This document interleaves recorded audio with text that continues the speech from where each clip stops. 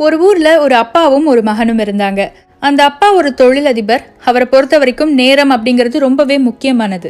ஆனா இந்த பையனுக்கு நேரத்தோட முக்கியத்துவம் கொஞ்சம் கூட புரியல. தன்னுடைய நேரத்தை எப்பவுமே வீணாக்கிக்கிட்டே இருந்தான். தன்னுடைய பையனுக்கு நேரத்தோட முக்கியத்துவத்தை எப்படியாவது புரிய வைக்கணும் அப்படின்னு அந்த அப்பா நினைச்சாரு. அவரால் முடிஞ்ச அளவுக்கு அவனுக்கு நிறைய அறிவுரைகள் சொன்னாரு. ஆனா அவன் எதையும் கேட்கிற மாதிரி இல்லை.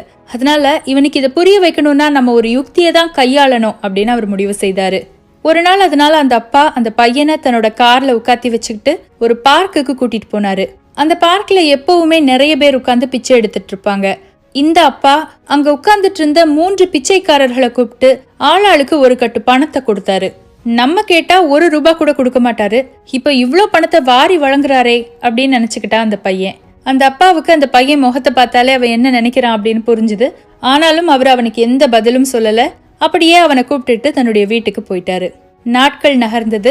சரியாக 1 வருடம் முடிந்தது. அந்த 1 வருடம் முடிந்த நிலையில இந்த அப்பா அந்த பையனை மறுபடியும் அதே பார்க்குக்கு கூட்டிட்டு போனாரு. முந்தின வருஷம் அவர் 3 பேருக்கு பணம் கொடுத்தாரு இல்லையா? அதுல ஒரு பிச்சைக்காரன் எப்பவும் அவன் உட்கார்ந்துட்டு இருக்கிற அதே இடத்துல உட்கார்ந்துட்டு இருந்தான். இந்த அப்பா அவன் கிட்ட போய் கேட்டாரு, உனக்கு என்ன ஞாபகம் இருக்கா? நான் போன வருஷம் உனக்கு நிறைய காசு கொடுத்தனே, அந்த காசெல்லாம் நீ என்ன பண்ணுன? மறுபடியும் இங்கேயே வந்து உட்கார்ந்துட்டு இருக்கிறியே அப்படின்னு. அதுக்கு அந்த பிச்சைக்கார சொன்னா, உண்மைதான், நீங்க நிறைய பணம் கொடுத்தீங்க. அந்த பணத்தை என்ன பண்றதுன்னு எனக்கு தெரியல. அதை நேரா எடுத்துக்கிட்டு அடுத்த 2 மாசத்துக்கு நான் பிச்சை எடுக்கவே இல்லை. அந்த பணத்தை வச்சே சாப்பிட்டுட்டு சந்தோஷமா இருந்தேன். 2 மாசம் முடிஞ்ச உடனே பணம் எல்லாம் காலியா போயிருச்சு. மறுபடியும் இதே இடத்துக்கு வந்து உட்கார்ந்துட்டேன் அப்படின்னா. இப்போ இந்த அப்பா அவன் கிட்ட கேட்டாரு, உன் பக்கத்துல இன்னும் 2 பிச்சைக்காரர்கள் உட்கார்ந்து இருந்தாங்க இல்லையா, அவங்கள எங்க அப்படின்னு சொல்லி. உடனே அவன் சொன்னான், அதுல ஒருத்தனுக்கு என்ன ஆச்சுன்னு எனக்கே தெரியாது. ஆனா இன்னொருத்தர் இருக்கானே, அவன் இப்ப பிச்சையெல்லாம் எடுக்கல. அதோ எதிர்த்தாப்புல ஒரு ஐஸ்கிரீம் கடை தெரியுது பாருங்க, அந்த ஐஸ்கிரீம் கடையே அவனோடதுதான் அப்படின்னு சொன்னான். இந்த அப்பா நேரா அந்த ஐஸ்கிரீம் கடைக்கு போனாரு. உண்மையாவே இவர் பணம் கொடுத்திருந்த அந்த பிச்சைக்காரன் ஒரு பெரிய ஐஸ்கிரீம் கடை வச்சு நடத்திட்டு இருந்தான். இவரை பார்த்த உடனே இவருடைய கைகளை வந்து பிடிச்சுக்கிட்டு நன்றியும் சொன்னான். இவருக்கு ரொம்ப சந்தோஷமா இருந்தது. இவர் அவன்கிட்ட கேட்டாரு, நான் உன்னோட சேர்த்து இன்னும் 2 பேருக்கு பணம் கொடுத்தேன் இல்லையா, அதுல நல்ல உயரமா ஒருத்தன் இருந்தான்ல, அவனை எங்க அப்படின்னு சொல்லி. அதுக்கு அந்த ஐஸ்கிரீம் கடை வச்சிருந்த நபர் சொன்னாரு, கொஞ்ச தூரம் இப்படியே நீங்க போனீங்கன்னா ஒரு கும்பல் உட்கார்ந்து சீட்டு விளையாடிட்டு இருப்பாங்க. நீங்க கொடுத்த மொத்த பணத்தையும் அவன் அந்த சூதாட்ட கும்பல் கிட்ட தான் கொண்டு போய் கொடுத்தான். சூதாட்டம் இல்லையா, கொஞ்சம் விளையாடின உடனேயே அவனுக்கு இன்னும் நிறைய விளையாடணும்னு ஆசை வந்துருச்சு. மறுபடியும் பிச்சை எடுத்து மறுபடியும் சூதாட ஆரம்பிச்சுட்டான். இப்போ கூட நீங்க போனீங்கன்னா அந்த பக்கம் அவனை பார்க்கலாம். காலையில நல்லா பிச்சை எடுத்துட்டு சாயங்காலம் அந்த பக்கத்துல போய் உட்கார்ந்து சூதாடுவான். நீங்க அவனுக்கு அந்த பணத்தை கொடுத்ததுக்கு கொடுக்காமலே இருந்திருக்கலாமோன்னு எனக்கு பல நாள் தோணும் அப்படின்னு.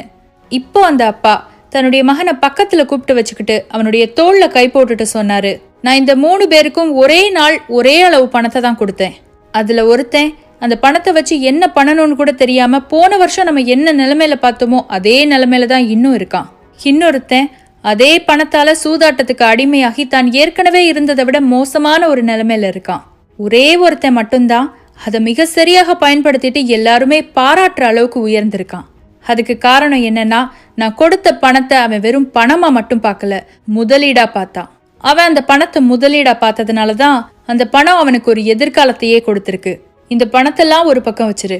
நமக்கு கொடுக்கப்படுற நேரம் அப்படிங்கிறது பணத்தை விடவும் அதிக மதிப்பு வாய்ந்தது.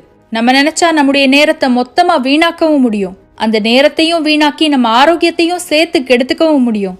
அதே நேரத்தை முதலீடாக்கி 2 மடங்கா உயர்ந்து ஒரு நல்ல எதிர்காலத்தை அடையவும் முடியும். என்னுடைய மகனான நீ இதுல எந்த வகையில இருக்க விரும்புற அப்படின்னு கேட்டாரு அந்த அப்பா. அன்னைக்கு அந்த அப்பா அந்த பையன் கிட்ட கேட்ட கேள்விய இன்னைக்கு நானும் உங்ககிட்ட கேட்கிறேன். எப்படி அந்த பிச்சைக்காரர்கள் எல்லாருக்கும் பணம் கொடுக்கப்பட்டதோ அதே மாதிரிதான் நம்ம எல்லாருக்கும் ஒவ்வொரு வருடத்தின் ஆரம்பத்திலும் 365 நாட்கள் கொடுக்கப்படுது. இதோ இந்த 1 வருடம் முடிஞ்சாச்சு, அடுத்த வருடம் பிறக்க போது. நமக்கு கொடுக்கப்படுற அந்த அடுத்த வருடத்தை நம்ம எப்படி பயன்படுத்த போறோம்? அந்த முதல் நபரை மாதிரி வீணாக்கிட்டு இப்போ இருக்கிற இதே நிலைமையில அடுத்த வருடமும் இருக்க போறோமா? அந்த 2வது நபரை மாதிரி இந்த நேரத்தை தவறா பயன்படுத்தி இதை விட மோசமான ஒரு நிலைமையில இருக்க போறோமா? அல்லது வெற்றியடைந்த அந்த 3வது நபரை மாதிரி நம்முடைய நேரத்தை சரியாக திட்டமிட்டு அதை முதலீடு செய்து நம்முடைய எதிர்காலத்தை வளமுள்ளதாக மாற்றப் போகிறோமா?